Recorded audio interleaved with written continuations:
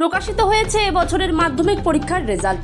ইসলামপুর শহরের কিছু গুরুত্বপূর্ণ স্কুলে তাদের ফলাফল। তবে এবছর ইসলামপুরে সেরকম নজর কাড়া ফল হয়নি। তবে ইসলামপুর বালিকা বিদ্যালয়ের ছাত্রী সম্ভাব্য ইসলামপুর মহকুমায় প্রথম হয়েছেন বলে প্রাথমিক পর্যায়ে জানা যাচ্ছে। ওই স্কুলের প্রধান শিক্ষিকা মনীষা সাহা বলেন, 671 পেয়েছে অঙ্কিতা দাস।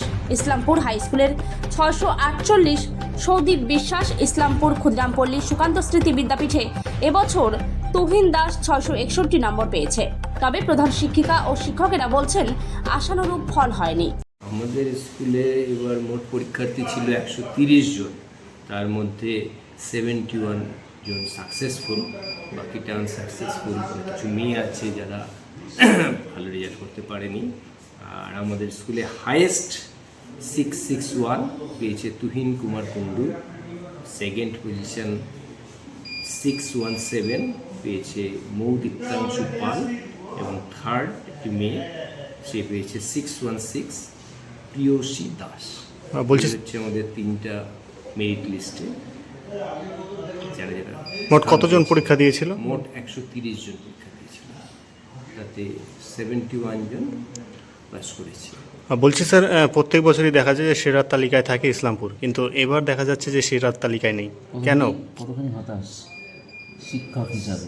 আসলে এটা তো একটা ধারাবাহিক প্রসেস, এবং সেই ধারাবাহিক প্রসেসে কোথাকার বাচ্চা কোথায় কেমন করবে, তাদের পড়াশোনার মান, সেই সবের উপর অনেক কিছু নির্ভর করে।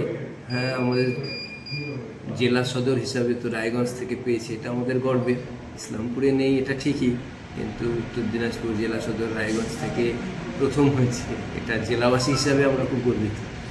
ইসলামপুরে নেই কতখানি আপডেট?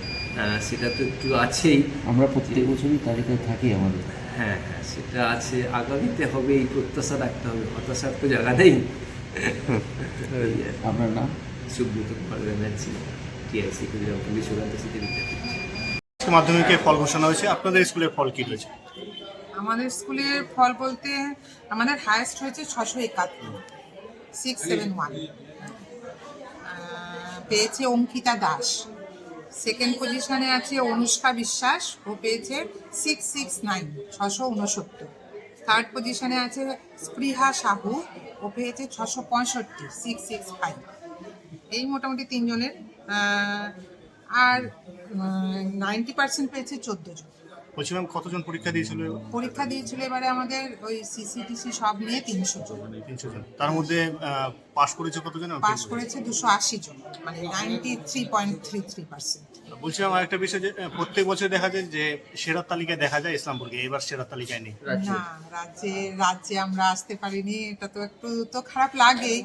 সকালে উঠে প্রথমে টিভিটা খুলে 9টা থেকে আমরা এটাই একটু দেখছিলাম যে 66 জনের মধ্যে আমরা যদি কোথাও একটা জায়গা পাই, কিন্তু সেটা হয়নি। সাব ডিভিশনে মনে হয় আমাদের রেজাল্টটা ঠিকই আছে, সাব ডিভিশনে ফার্স্ট, কিন্তু রাজ্যে আসতে পারিনি।